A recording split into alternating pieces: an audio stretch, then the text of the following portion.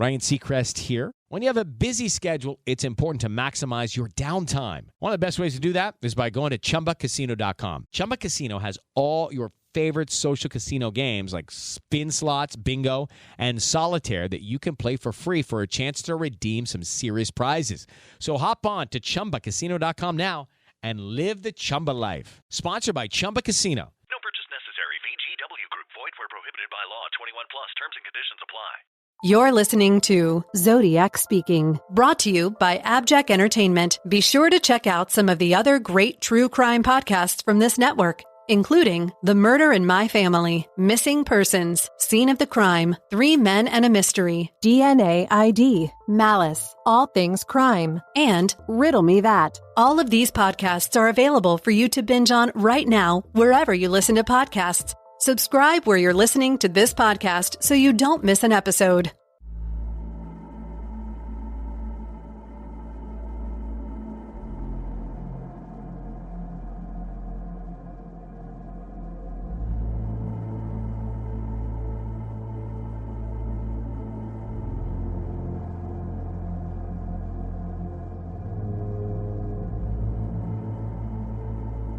This is the Zodiac Speaking. Welcome to the debut episode of Zodiac Speaking. I'm Mike Morford. And I'm Richard Grinnell. The Zodiac Killer case is one of America's most mysterious, and as of now, unsolved cases. Our goal with this podcast is to explore in depth the minute details of the case, investigate the clues, and perhaps come to some conclusions. Whether you are fresh to the Zodiac case or know a lot about it already, we hope that you'll learn something new and follow along as we dive into the case. Don't worry, we will recap the known Zodiac crimes, as well as crimes that may be connected to the Zodiac at a pace that everyone should be able to stay with. Then we will go back in greater detail, touching on some of the theories, questions, and lore surrounding the case. We hope that you'll enjoy the podcast, and if you do, please introduce a friend to Zodiac Speaking. And now, without further delay, let's dive in. Well, the first crime attributed to the Zodiac Killer was the brutal double murder of David Faraday and Betty Lou Jensen on December the 20th, 1968, shortly after 11 p.m. When police began to investigate the young couple's murders, they went down a couple of paths that did not pan out. There were rumours that David was a narc and had ratted out some local youths, and perhaps he was targeted because of that. Police also checked out young men who were interested in Betty Lou and were jealous of David dating her. Unfortunately, neither avenue brought police to a viable suspect, and in the short term, the city of Vallejo remained stunned by David and Betty Lou's tragic murders. It wouldn't be until July 1969, after a taunting phone call in another attack on a young couple, that police had something to go on. 17-year-old David attended Vallejo High School. He played football and wrestled and was also a decorated Boy Scout. 16-year-old Betty Lou went to a different high school in Vallejo, Hogan High. She was friendly and outgoing and was a gifted student. They had planned their first date that night, but much like the rest of the Zodiac case, details are often not so cut and dry, particularly their movements in the 2 hours before the murders. The police report stated that Betty Lou brought David home to her parents at 8 p.m. on the 20th. There he met her parents and they left with their permission to go to Hogan High School and then to a party afterwards. They were to be home sometime around 11 p.m, although in a later Sunday Times Herald newspaper article on March the 30th, 1969, it stated, "Last summer he discovered girls," Mrs. Faraday reminisced. But he hadn't done much dating. For one thing, he could use the car only when I didn't need it to go to work. She is employed in the passenger reservations department at Travis Air Force Base. She said that when he did take the car for a date, he was good about observing curfews, stated in the newspaper article at 12:30 a.m. Saturday morning. So I didn't think a thing about it that night. I was asleep when the phone rang at 3 a.m. A magazine article, whether accurate or not, added a little more to what transpired early on the evening of December the 20th. It stated that at the Jensen house, Betty Lou invited David in to meet her parents. The four of them chatted for about 20 minutes. Then David nervously looked at his watch and announced that they would miss the 8:30 p.m. concert if they did not leave soon. It appears this may not have been the entire truth, as it appears they made another stop off. The police report from a friend of Betty Lou Jensen details the recollections of Sharon Henslin in that Betty Lou and David came to her house at approximately 8:20 p.m. on Friday. They remained there until 9 p.m. She stated she walked to the car with them. They did not state where they were going. David Faraday and Betty Lou Jensen were clearly not in a rush to get to the concert by 8:30 p.m, as they had gone to Sharon's. But where did they go after leaving 926 Brentwood Avenue at 9 p.m? We have conflicting reports thereafter. In two magazine excerpts, it reported that during his many hours of investigation, Les Lundblad, the greying veteran detective sergeant, learned the terrible murders on Lake Herman Road were the tragic end of a first date for the young couple. They had attended a pre-Christmas concert and chorale at Vallejo's Hogan High School, where pretty Betty Lou had been a student. The couple had left the school auditorium at 10 p.m, bidding good night to their school chums. Additionally, at the concert, classmates of Betty Lou noticed the couple sitting side by side in the gymnasium bleachers, holding hands. Nobody remembers seeing them after they left the concert. But there are many other contradictory newspaper reports, such as the Vallejo Times-Herald on December the 23rd, 1968. It stated authorities are experiencing some difficulty in tracing the slain pair's whereabouts after 9 p.m. Friday. At approximately that hour, they left the home of a close friend of the Jensen girl, but their immediate destination has not been learned. Lundblad is convinced they did not go to the Lake Herman Road trysting spot much before 11 p.m. It seems strange that investigators had difficulty pinpointing the exact location of the young couple in the days after the murders, especially when we consider the clarity of the statements in the magazine article, seemingly aware of the couple being present at Hogan High School. Regardless, it is important to consider that the Lake Herman Road turnout is a 15-minute journey time from Hogan High School, when the first eyewitness in Helen Axe saw the Faraday Rambler at 10:15 p.m. She stated that, together with her sailor boyfriend, they first passed the turnout at 10:15 p.m. and noticed that the Rambler was facing towards the gate in a southerly direction. She stated they drove to the end of Lake Herman Road before doubling back and passing the turnout at 10:30 p.m, by which time the Rambler had shifted position, now facing the field to the side, presumably facing the east bank. This could be suggestive of a Rambler having just arrived and was manoeuvring into position. It would be another 30 minutes until we have a crucial sequence of eyewitnesses in close proximity to one another, between 11 p.m. and 11:20 p.m, in and around the time of the attack. Maybe you can run us through these eyewitnesses, Mike.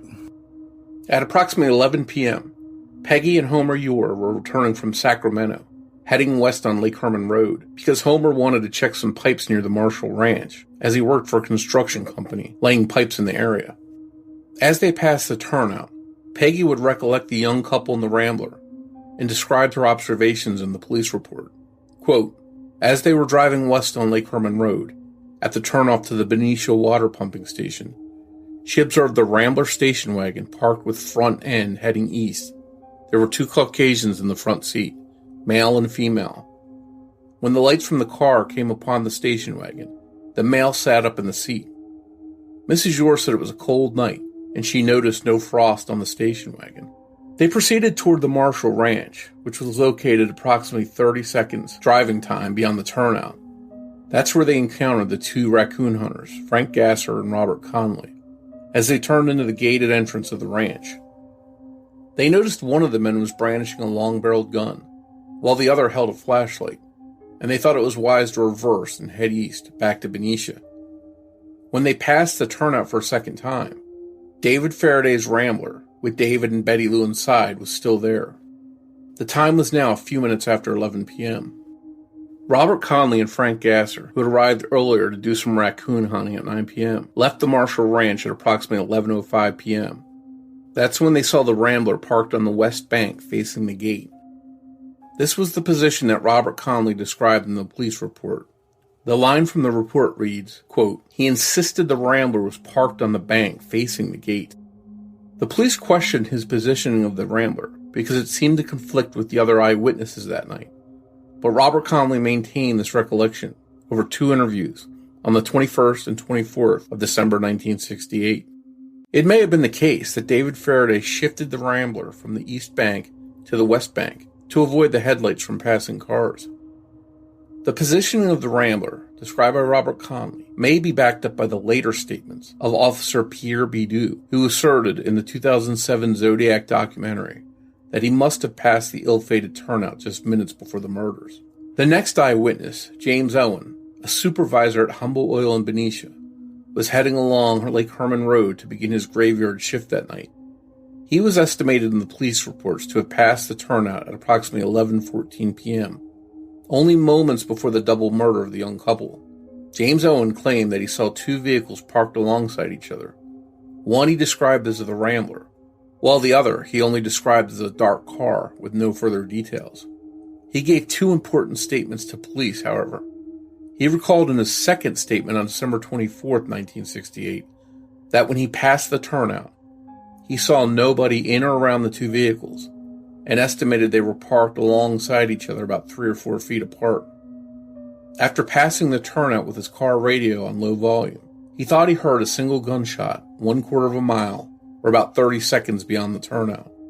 But he failed to mention this gunshot in his first statement to police on December 21st, 1968, just 9 hours after the double murder, in which he estimated the 2 vehicles to be 10 feet apart, which by all evidence appears to be the more realistic estimation based on the position of David Faraday's body.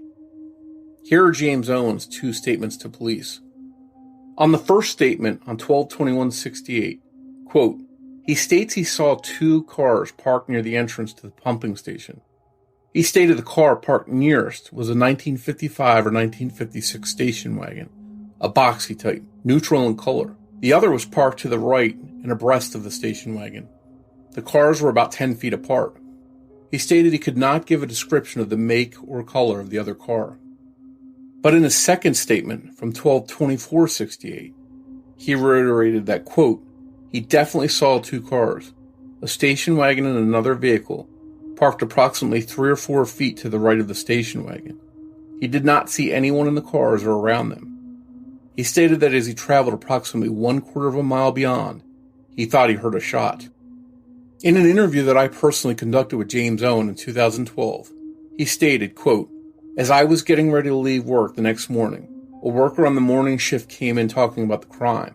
When I left work, I passed the scene, and there were police there working, so I stopped and told them what I had seen. I then asked James Owen, did you always see people parked there at that spot where the murders happened?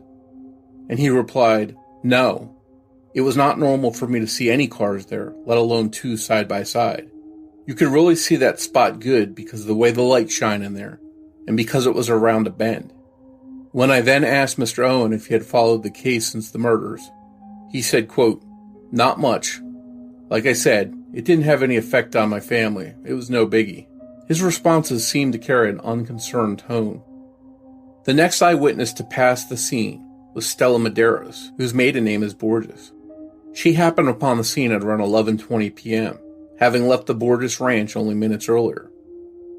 After noticing the stricken couple, she rushed off to nearby Benicia and flagged down Captain Daniel Pitta, who was on patrol.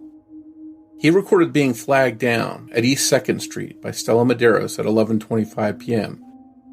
She described to him the 2 victims laying on the turnout floor.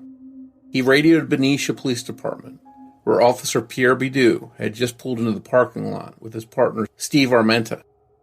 Pierre Bidou stated, quote, "During that night, we had served a search warrant at what we call the cottage at Lake Herman, which was owned by the city of Benicia, a narcotics search warrant by my partner and I. We confiscated about 1.5 pounds of marijuana, which in the 1960s was a big drug bust. Today, it wouldn't get very high on the Richter scale. We had left there and were heading back to the police department to put the marijuana into evidence. And as we drove by, we didn't observe anybody in that area. There's a turn there at the crime scene turnout, and your headlights shine right in there as you go by. As I was pulling into the lot at the police department, we heard the Benicia Police Department dispatcher put out a call of a possible shooting and victims on Lake Herman Road, and she described the location.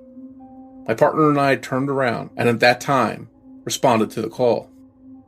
And I think you want to elaborate on this timeline, Rich." Actually, Mike, the timeline of Officer Pierre Bidou may shed some light on how the Zodiac Killer approached the turnout that night and initiate the attack on David Faraday and Betty Lou Jensen. Captain Daniel Pitter would have took the details from Stella Medeiros and relayed them to the Benicia Police Department dispatcher at about 11:25 p.m, who then requested officers be dispatched to the turnout, which was heard by Officer Pierre Bidou as he was at the Benicia PD. If he had been there approximately 5 minutes, coupled with his journey time from the turnout to Benicia PD of about 7 to 8 minutes, then he must have passed the turnout approximately 12 or 13 minutes ago at around 11:12 p.m. or 11:13 p.m, just before James Owen arrived. He stated in the 2007 Zodiac documentary he must have passed the turnout minutes before the murders, and he was probably correct.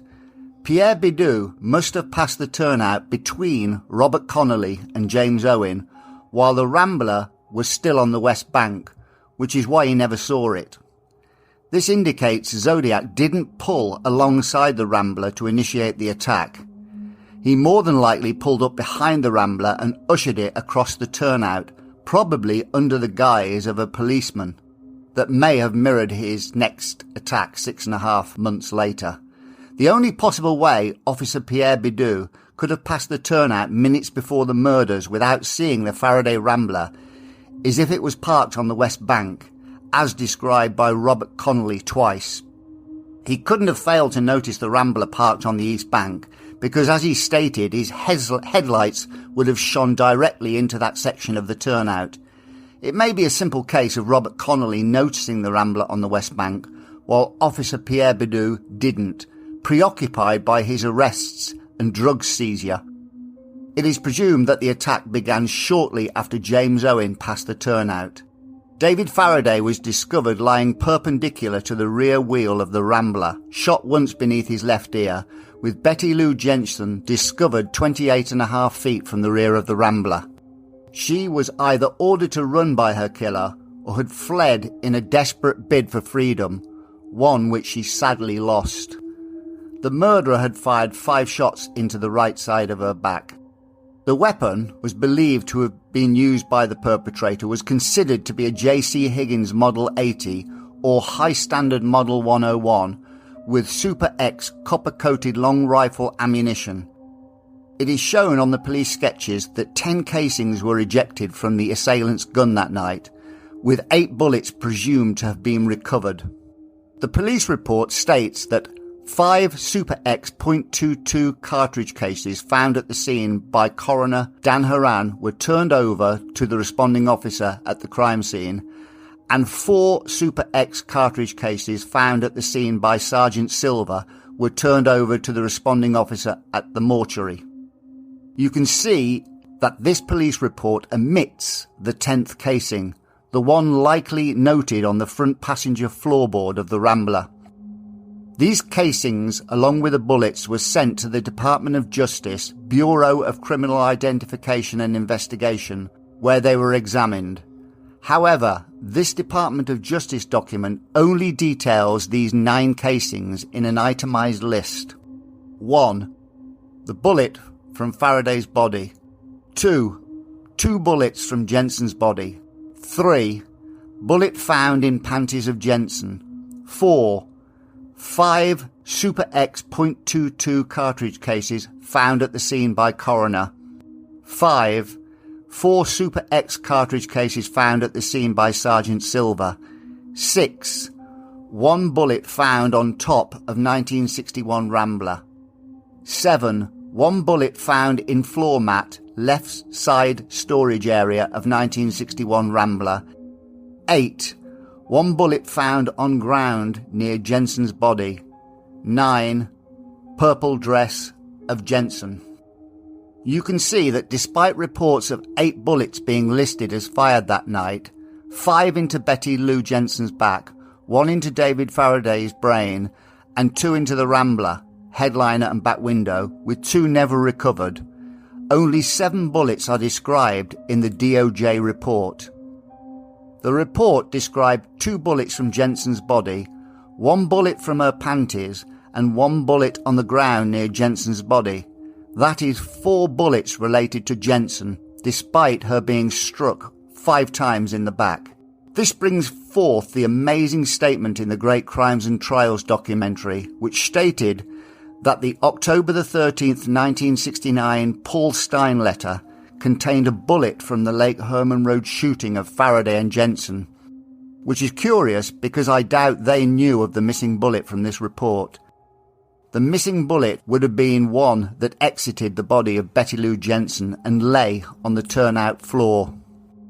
The Department of Justice report stated that the submitted items corresponded with the use of a J.C. Higgins 80 pistol, although it must not be assumed that the exhibits must have been fired in such a weapon. However, it does indicate one crucial piece of information, that the bullet fired into David Faraday did not contain the same class characteristics as the other 6 submitted bullets. What it actually said was, all bullets submitted were Western copper-coated .22 long rifle bullets. Although some were damaged, it was possible to determine all but item 1 had 6 right-hand groove class characteristics. Item 1 was the bullet recovered from David Faraday. It states it was possible to determine all but the bullet retrieved from David Faraday's autopsy had right-hand groove class characteristics, opening up the possibility it may have originated from a second firearm. I'm not necessarily a proponent of the two-shooter theory, but in light of a later correspondence mailed by the killer, it is arguable that his statement in the debut of Zodiac letter on August the 4th, 1969, in which he claimed, "All I had to do was spray them as if it was a water hose. There was no need to use the gun sights," is seemingly delivered from the person who didn't clinically murder David Faraday at point-blank range. One also has to ask, why would a killer who claimed he had attached a pencil flashlight to his gun for better aiming need to shoot David Faraday behind his left ear in such close proximity? This action would negate the purpose of the sighting flashlight and place him at greater risk of being disarmed. It is believed that 10 casings and 8 bullets were discharged and ejected from the assailant's firearm, yet only 9 casings are detailed in the police report, retrieved by Dan Haran and Sergeant Silver on the turnout floor. Only 9 casings were examined in the DOJ report also, indicating that 1 casing, that on the passenger floorboard of the Rambler, was never tested. This casing can be argued as linked to the bullet retrieved from David Faraday's head, which didn't exhibit the same right-hand class characteristics as the other 6 bullets submitted. David Faraday was discovered lying perpendicular to the right wheel of the Rambler with his feet virtually touching the tyre. A right-handed shooter discharging a weapon behind David Faraday's left ear facing him could very well eject the casing into the open passenger door of the Rambler, either directly or deflecting off the door. A casing was detailed on the night of December the 20th, lying on the front passenger floorboard. Without being able to test the markings on this missing casing, we cannot with certainty link it to the other 9 ejected casings. Just like the bullet retrieved from David Faraday at autopsy, this casing could show different characteristics to the other casings. We also have to consider that 8 bullets were believed to have been fired based on the 6 entry wounds to the victims and the 2 bullets retrieved from the bodywork of the Rambler, yet only 7 were ever detailed in the DOJ report. This is why the aforementioned claim in the Great Crimes and Trials documentary warrants further examination. Also during the evening, between 9:30 p.m. and 10 p.m., William Crow and his girlfriend were out testing his girlfriend's sports car. They were parked in the ill-fated turnout facing towards the road when they noticed a car coming from the direction of Benicia. Just after it passed by the turnout, it braked sharply and slowly started backing up towards them. William, fearing that something wasn't right, decided to take off and leave immediately. He headed off in the direction of Benicia, only to be followed by the vehicle tailgating his rear bumper. The police report stated, quote, "He was driving his girlfriend's sports car, and he was testing it out and adjusting the motor. He was parked in the open area by the pump station, and he observed the blue car, possibly a Valiant, coming down the road from Benicia towards Vallejo. They passed his location, stopped in the middle of the road, and he saw the white lights of the reverse come on, and the car started backing up towards them. Mr. Crow put the car in gear and took off at a high rate of speed, and the car followed him at a high rate of speed. They did not attempt to gain on him, but when they got to the turnoff towards Benicia, William Crow turned towards Benicia, and the other car went straight ahead. 2 subjects in the blue Valiant. The subjects were both Caucasians, and there's no further identification on the car or the subjects. In a later account, however, William Crow's details would change. Quote, "I sped up. The car behind me also sped up. And at one point, as I was looking over my shoulder, the car behind me came up on my side with its right front fender near the driver's quarter panel and appeared to be moving toward making contact. I shifted to a lower gear and hit the gas. There is a fork in the road where one continues towards Benicia and the other more towards the freeway toward Vallejo. The other car was clearly chasing me, and I waited until the last moment and then turned off. The larger car behind me could not make the turn. I went down approximately 200 yards and stopped in the middle of the road. The other car had stopped shortly after the turnoff. Each of us sat there in the road. Again, youthfully stupid, I yelled about kicking his ass. After some moments, the other car turned around in the roadway and went back down the road from which he had come. I kept making macho statements, but not totally without some sense about me. I drove home. I did not see the car again. I could see the passenger seat, but the driver was a man with short hair and glasses. I did not see his specific facial features. William Crow was originally quoted in the police report that the vehicle that followed him was possibly a blue Valiant with 2 male Caucasians, but this description would also change. Quote, "I never told the sheriff who interviewed me that the car I encountered was a Valiant. As I recall, I was attempting to describe the car. The sheriff came up with Valiant. In the years that have passed, when I shared the events of the night, I have described the car as a 4-door light-colored Chevy. It's difficult to say for certain whether the occupant or the occupants of the vehicle William Crow described had anything to do with the events that transpired later that night. But there always remains the possibility that the Zodiac Killer was traveling near the areas of Lake Herman Road and Blue Rock Springs in search of suitable victims to target. This opens up the question of whether the Zodiac Killer was a native of Vallejo and knew that these areas were frequented by young couples. Another earlier eyewitness named Bingo Wessner, a local sheep herder, along with Robert Conley and Frank Gasser, the 2 hunters, noticed an empty white 4-door hardtop Chevy Impala. It was either 1959 or 1960, and it was parked in the turnout at around 9 p.m. This was the time that Robert Conley and Frank Gasser arrived to begin hunting for raccoons. Was this vehicle in any way connected to the later murders? If James Owen had got a better sighting of the vehicle parked in the turnout alongside Faraday's Rambler just moments before the murders, many questions might well be answered. But all we can do is speculate. It would take just over 7 months for the Zodiac Killer to announce himself to the world. So in the meantime, suspicion fell on friends, acquaintances, classmates, and an array of individuals reported by the general public. David Faraday's mother spoke with the Sunday Times Herald in March of 1969, stating that her principal concern was that the killer be found, not based on vengeance, but on her fears that there may be further victims. She went on to say, quote, "And he'll find it easier the next time." Unfortunately, her words were prophetic, and Mrs. Faraday would be proven right. Just 4 miles north of Lake Herman Road, this time, the brutal attack would be set against the backdrop of Independence Day celebrations. It was the murders of David Faraday and Betty Lou Jensen that ultimately began the 52-year-old quest searching for the identity of the elusive Zodiac Killer. My name is Mike Morford. Some of you may know me as co-host of the podcast Criminology. I'd like to tell you about a solo podcast that I host, which is very close to my heart. It's called The Murder in My Family. We've all heard about horrible murder cases in the news, both solved and unsolved. Most of the time, we listen for a moment and then go about our daily routine. But have you ever wondered who those murder victims were? Or thought about their backgrounds? They're more than a blurb in the news or a statistic. They were real people living real lives. They were someone's child, parent, sibling, or friend. In The Murder in My Family, I try to get to know those victims with the help of the people that knew them best, their family members. Together, we talk about the lives and tragic deaths of their loved ones, as well as the ripple effect the murders had on surviving friends and family.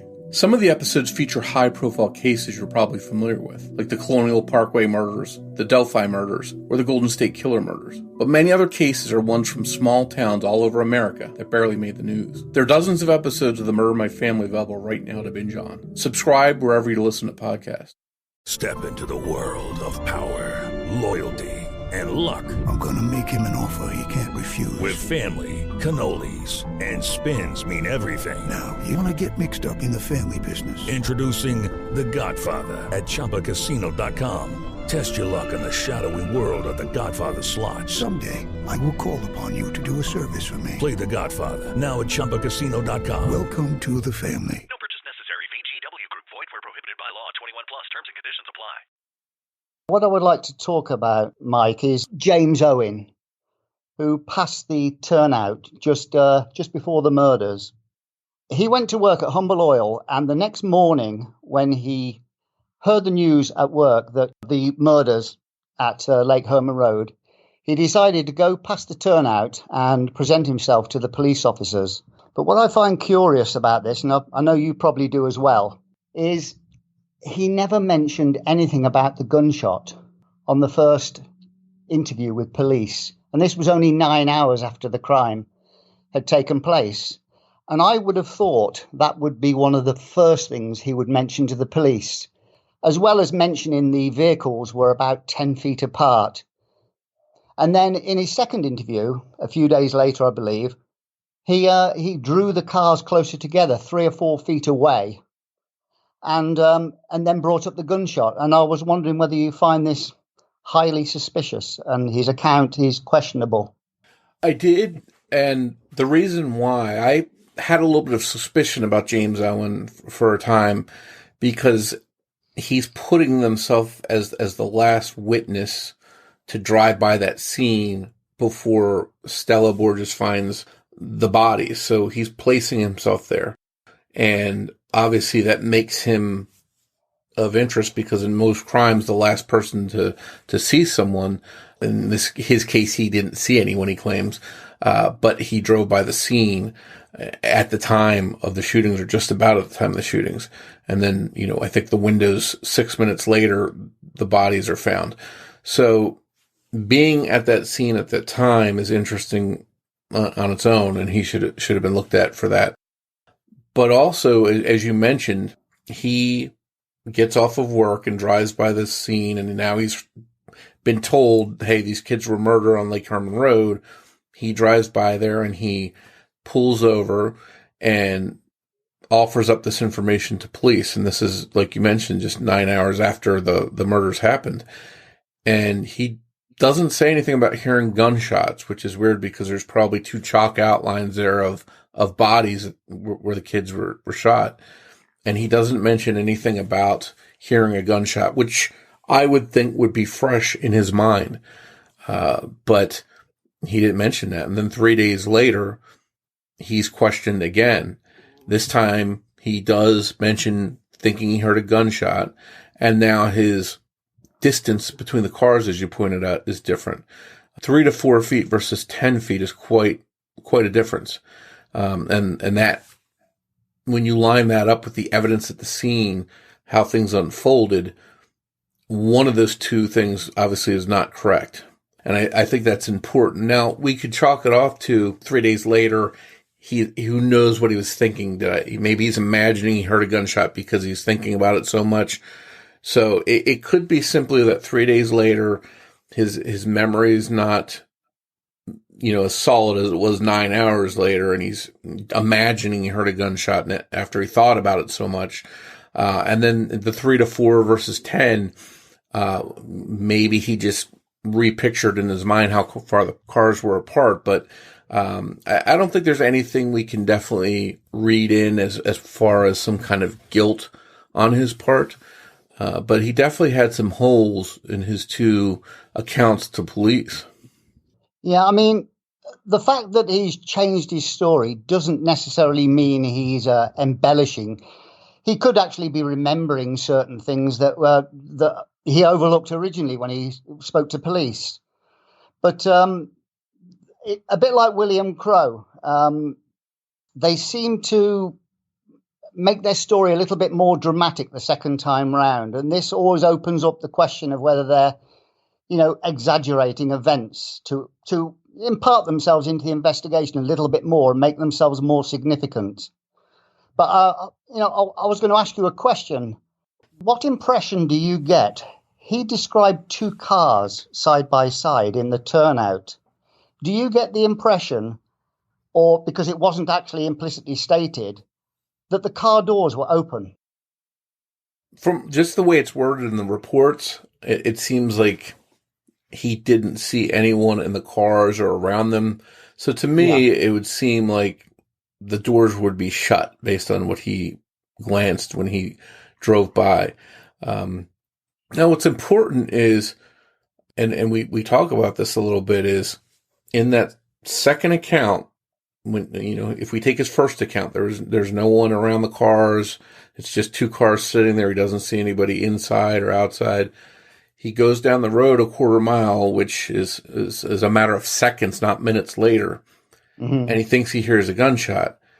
Well, that would mean that as he passed wherever the victims were and the killer was, they would have to just suddenly pop out and something would have to occur and the shooting would start all within those seconds. So to me, they should have been visible. His headlight should have shined in and seen, the victims and the Zodiac sitting there or walking around or in the middle of an act, or something should have been seen by him. And the only thing I can think of that could possibly explain that away is if both Zodiac and David and Betty Lou all ducked down in their cars. That could explain him driving by, not seeing anyone in the cars around them. As soon as his headlights passed by, Zodiac could have jumped out of his car quickly and ran over and forced them out of the car, and the shooting could have started in a matter of seconds that way. But it doesn't add up, that quickly after he passes a scene, he hears gunshots. So that's what leads me back to, is he embellishing? Did he really remember that, or is he misremembering hearing gunshots? Because for the gunshots to start that quick, I almost think that Zodiac should have been in or around those cars on foot, standing up, because we know he forced them out of the car at gunpoint. Exactly. Yeah. I mean, the idea, we had this discussion on your forum once, and the idea was Zodiac pulled up alongside the Rambler, fired 2 shots at the Rambler to force the couple out the vehicle. And at that point, he noticed James Owen arriving, or saw his headlights in the distance, and concealed the couple behind the Rambler or his vehicle out of sight. But there's one major problem with this, and that's what Ray Grant brought up years ago. The vehicle's coming, he hides them out of sight. Now, we assume that when he got out of his own car, I know the turnout's on a slight slant, but his door could have just closed.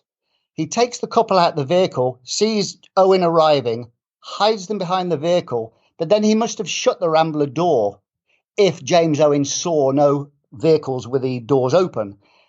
The question being then, when he got them out from behind once James Owen had passed, And then James Owen heard one shot, which we assume could have been the shooting of Faraday first. Why did he open the door again? Because that was found open by investigators. So you've got this problem of the doors being closed when Owen passes. In theory, that's what we suspect. But then the vehicle door being open again. And this sort of sticks a spanner in the works when we consider them hiding behind the vehicles. Yeah, and to your point, I think the evidence shows that David Faraday, both of them were forced out through the passenger side. Exactly. And David Faraday followed Betty Lou and slid out of the car, and perhaps she took off running right away, and he barely got out of the car when he was shot. So it seems like he was shot and fell right out of the car, right where he ended up. That doesn't line up with hiding behind the car. And then if they were being held at gunpoint and a car came around the turn, headlights came into the area, you'd think they would run screaming for help. Well, you thought so. You would think, because that's probably going to be your best chance to get away or get some attention. But that didn't happen. So it seems like the crime played out. And of course, there's no living witnesses, so we're just speculating. But based on what's at the crime scene, it seems like they were forced out. There's a shot into the roof of the car, which could have been him trying to scare them to get out. And they were forced out through the passenger side door. And David was shot and killed right there, point blank range, and dropped right outside the door, whereas Betty was found, 28 feet away? And she apparently took off running towards the road, towards where any cars might have been coming. And it's an interesting thing worth mentioning is this is a dark, secluded road that doesn't have a lot of traffic. There's no lights. And that night, there happened to be a lot of witnesses that drove by and at different times spotted David's Rambler. And that some claim they saw the couple inside, some claimed it was pointing a different direction. But the point was, there's a lot of people in that area that night. And police did question several people to build a timeline. And that timeline is pretty tight. It's about a 6-minute window from when James Owen supposedly went by to when the bodies were found. So that's not much time. That's the only unaccounted time. And whatever happened during that time. But questioning all those witnesses was important because they sort of built that timeline based off what all of those people saw. I mean, I know lots of people have different ideas on the timeline. I mean, you can easily tweak each one a couple of minutes here and there, and the window can open up to 10 or 11 minutes, or it could shrink the other way, depending on what time you think James Owen actually passed. Because as you know, the clocks, they had to adjust for the clocks being set wrong, etc. But one thing we can say is that two vehicles certainly were unlikely to have been 3 or 4 feet apart, because David was found perpendicular to the rear wheel, with his feet virtually touching the tyre. Now, if the vehicle was 3 or 4 feet away, imagine how could he have fell when he's at least 5'6", 5'7", I would have thought. He would have hit the other vehicle and it would have deflected his position in the turnout. The fact he was found laying perfectly perpendicular to the Rambler suggests that the vehicles must have been at least 10, 11, 12 feet apart. And I wonder if in that police report, the second one after they speak to Owen again, I wonder if it doesn't say in there in particular, and again, I haven't looked at the reports in a while, but I don't think it mentions in there that James Owen is necessarily the one that says the cars are that far apart. They may have, based on what you just mentioned and based on the casings and stuff, they may have estimated that the cars were more like 10 feet apart and maybe changed it because they knew that the cars couldn't have been 3 to 4 feet apart because, as you mentioned, he would have fell into the car. He might have been run over as Zodiac backed out of the spot. So we don't really know how the 3 to 4 feet changed to 10, if that was Owen just flat out saying I was wrong, it was 10 feet, not 3 or 4, or if the police changed it themselves based on the crime scene evidence. Now, one thing that's very important where the police did a great job, they basically checked every person's time and their clock and narrowed that down. If one clock was 2 minutes fast, if one was 2 minutes early, they had James Owen redrive his route a couple different times, I think, at the speed he was going approximately. So they did do a good job in trying to make sure everybody's timeline was correct and adjust when people's clocks were off in their car or their home or whatever. So they had a universal timeline. I think they did a really good job with that part of it.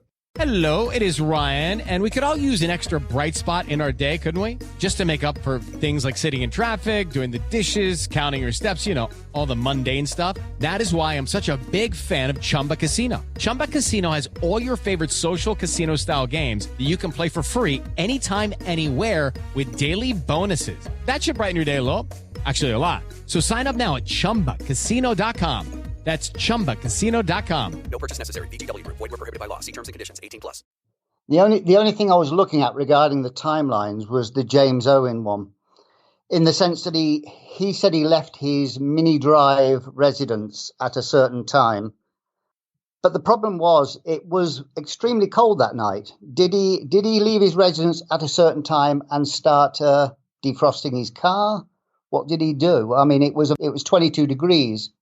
So are we talking about the time he left his residence, or are we talking about the time he actually got in his car and drove away? Do you get what I'm saying? Yeah, that's one of the things that if there's a shortcoming in some of these reports, they're written in a way that's confusing.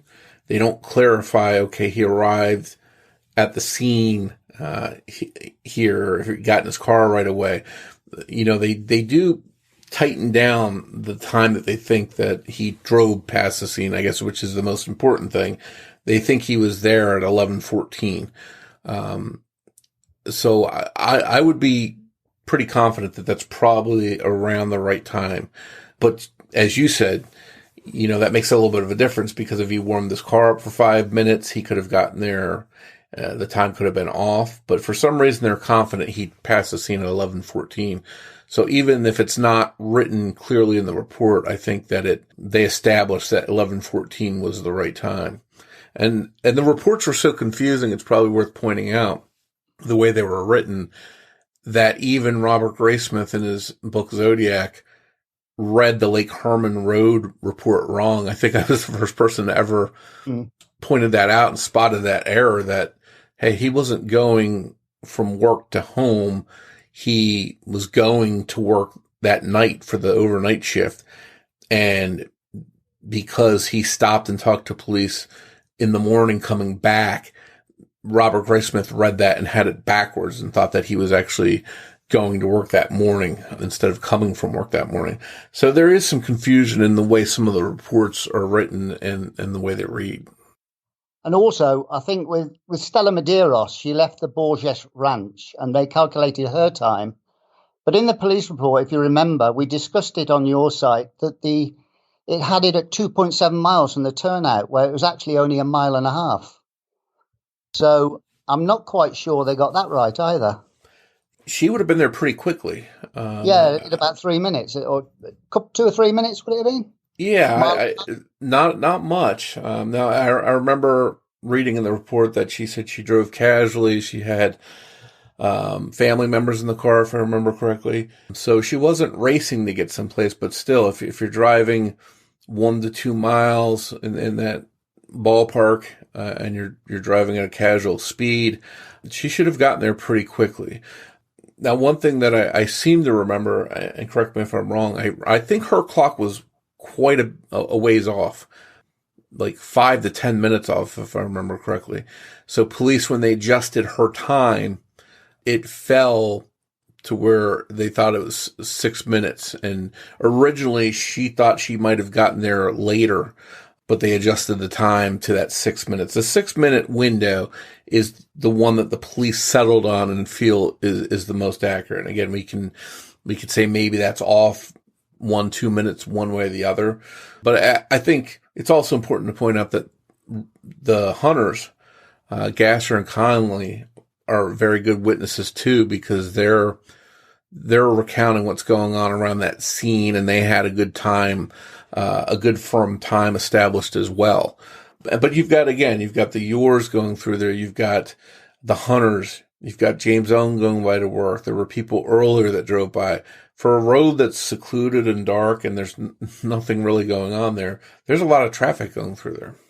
Yeah, I mean, what was more essential is getting the order that the eyewitnesses passed the turnout. That's the more important part of it all. You know, the yours, then Gasser and this is leaving after the yours left, then the Gassers and Connolly left, and then James Owen passed, and then obviously the discovery of the body after that. That's the most essential thing to know.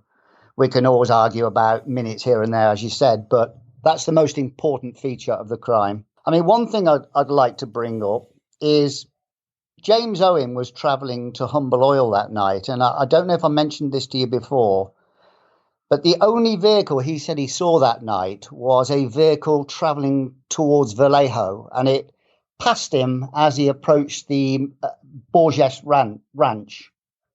But what he didn't say, and if you look at Google Maps and the early part of Lake Herman Road, there's at least a 40 seconds in front of him he can see, and he never reports seeing any vehicles, any taillights in front of him, which means that if a Zodiac had travelled to the turnout from the Vallejo end, that vehicle would have been at least 40 seconds ahead of him. Now, when he approaches the turnout, he's at least got a visual of any headlights coming into the turnout from the opposite end, at least 30 seconds ahead before he gets to the turnout, which means when he gets to the turnout, the two vehicles, at the very bare minimum, would have been parked alongside each other for at least 30 seconds, but could have been anywhere up to 6 minutes. And the idea of this crime is Zodiac pulls in, gets out of his vehicle, fires at the Rambler, gets the couple out, and assassinates them, basically. But here we have a situation when he gets there. There's no way, I don't think, David Faraday would have just sat there as a strange vehicle pulled alongside him for 30 seconds doing absolutely nothing. And I can't see why Zodiac would have pulled up alongside them and just sat in his vehicle doing absolutely nothing for 30 seconds. But that's the impression you get, because that car would have been parked at least alongside that Rambler for 30 seconds and actually nothing had happened. There was no bodies on the turnout. He didn't hear any shots as he approached the turnout. And this seems to doesn't make much sense with regard to the crime, if you know what I'm saying. Yeah, and that's a good point. Again, to point out, let's say somehow, some way he had already struck by the time James Owen came along the scene. And maybe we could argue maybe he just didn't notice the bodies, because it was dark or whatever you want to say. Betty Lou made it almost to the road. I think his headlights would have definitely hit the way that Stella Madeira's headlights picked up the bodies. As soon as her light shined into that curve, she saw Betty Lou immediately. I think she saw Dave too, if I remember correctly.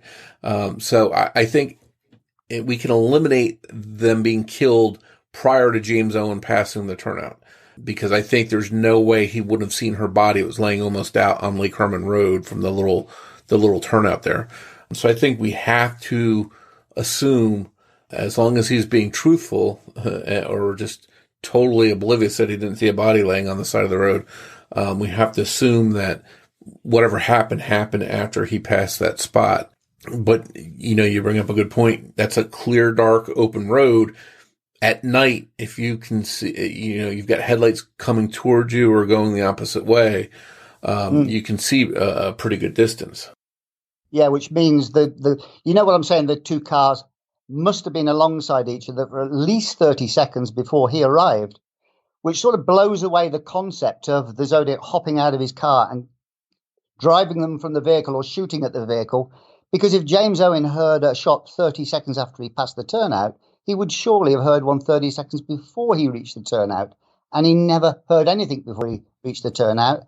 As we've already said, he just sees two vehicles, according to him, nobody in and around them. And apparently nothing's happening, which is one of the most curious things. We can apply this to most of the crimes that the Zodiac committed. There's always strange observations we can pull apart. But, I mean, this is certainly one of them. And also, I always find it strange, I don't know what your opinion is we have a Zodiac claiming he's got a pencil flashlight on his gun.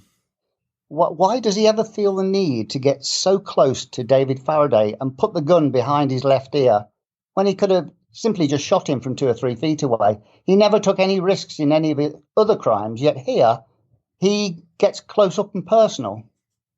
Yeah, and I guess we'd be speculating a little bit why he did what he did without knowing, maybe if he's ever apprehended in talks, we'll be able to get more details. But it seems like, again, based on the evidence, based on the bodies, based on what we see, it looks like a crime where he sat there for X amount of time, got out, walked up to David's car.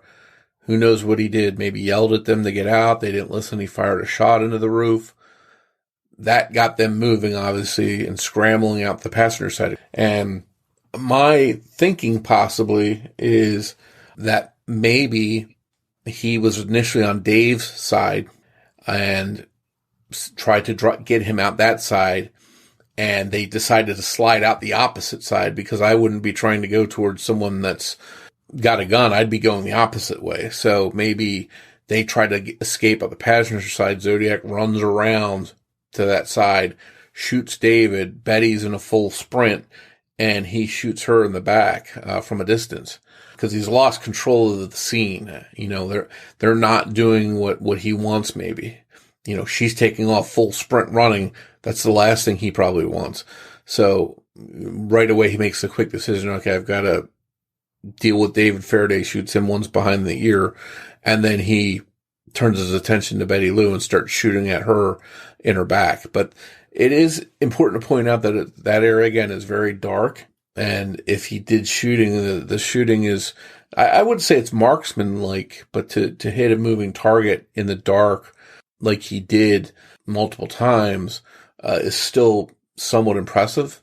So, he alluded to that pencil flashlight.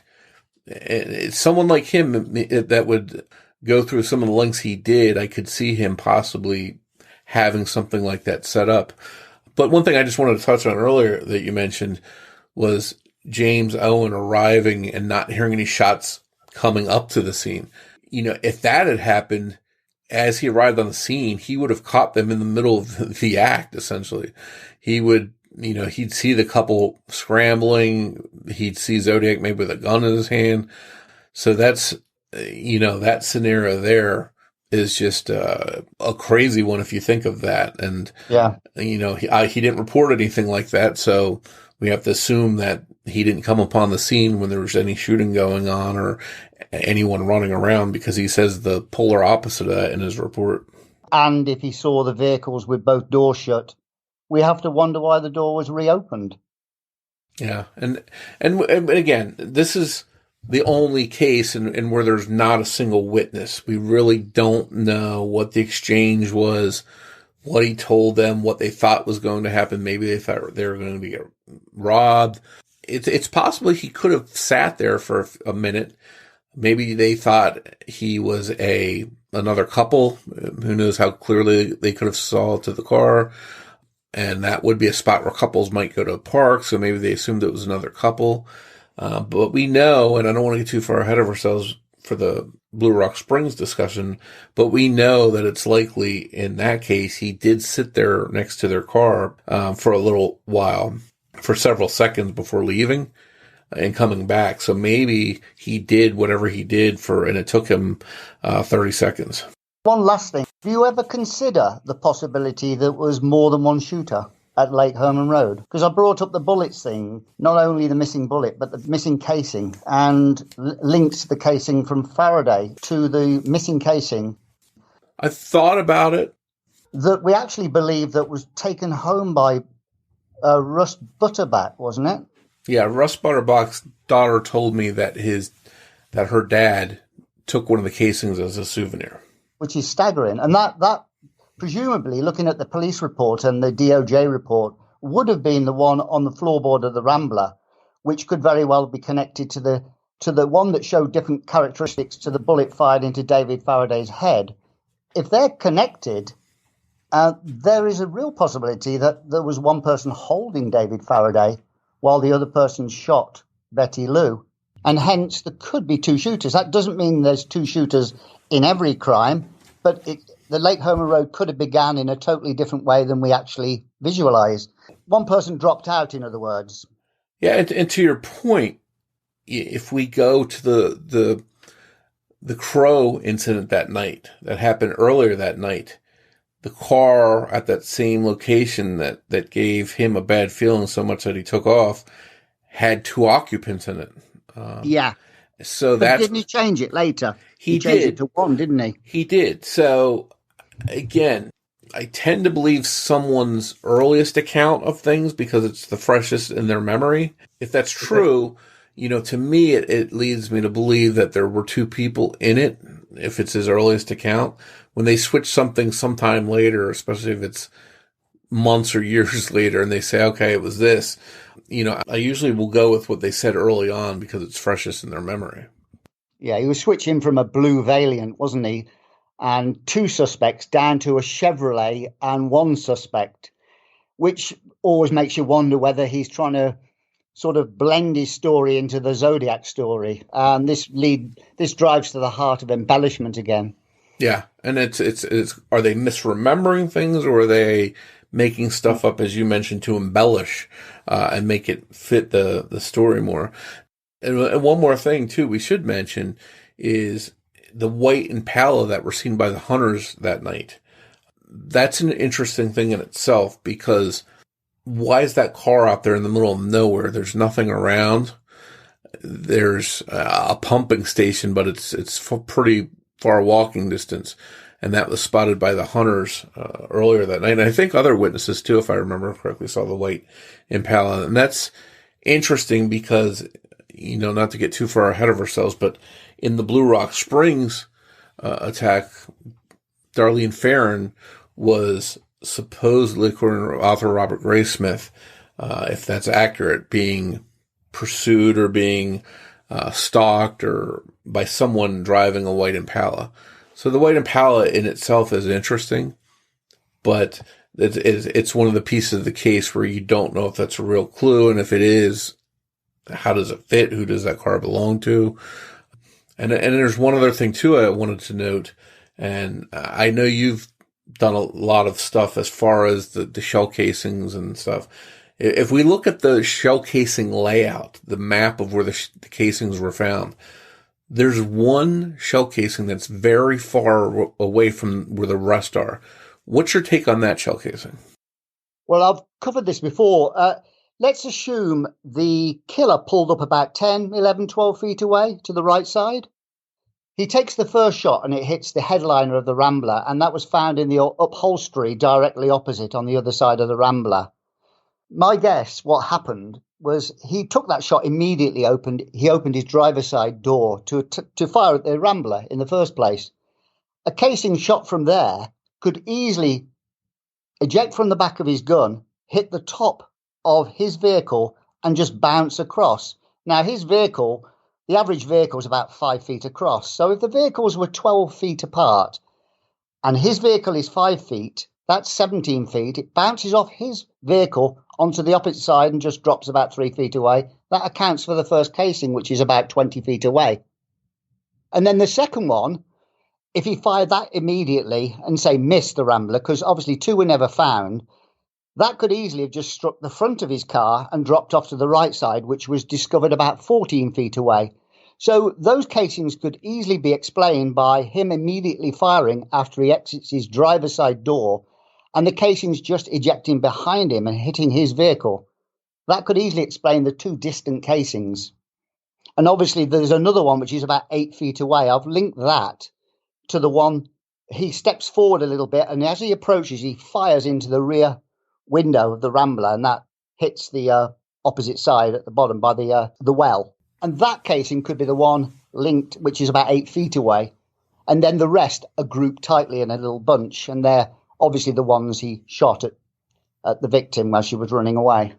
But that's my take on the two distant casings. I think they likely struck his vehicle, ejected behind his weapon, and struck his vehicle and fell beyond his vehicle. That would be 20 feet away, roughly.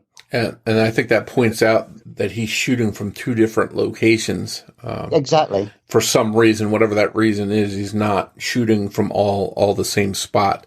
The ones where there's the most shell casing is obviously where he was shooting at Betty Lou.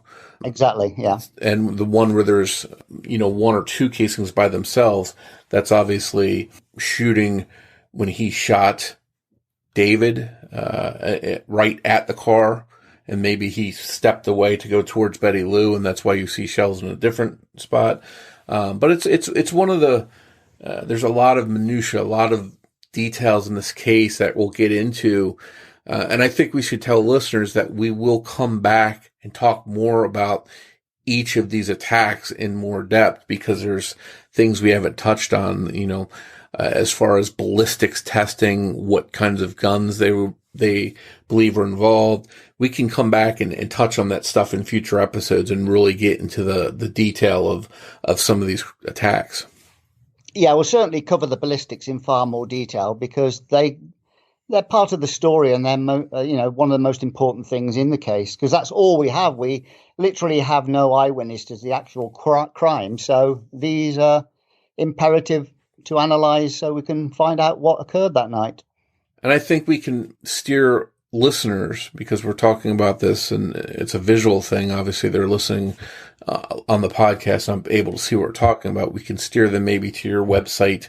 I'm sure you've got in detail a lot of the reports and the descriptions and drawings, sketches of the crime scene and the casings that we're talking about. So if people want to see what we're talking about, they can go to your site and check that out.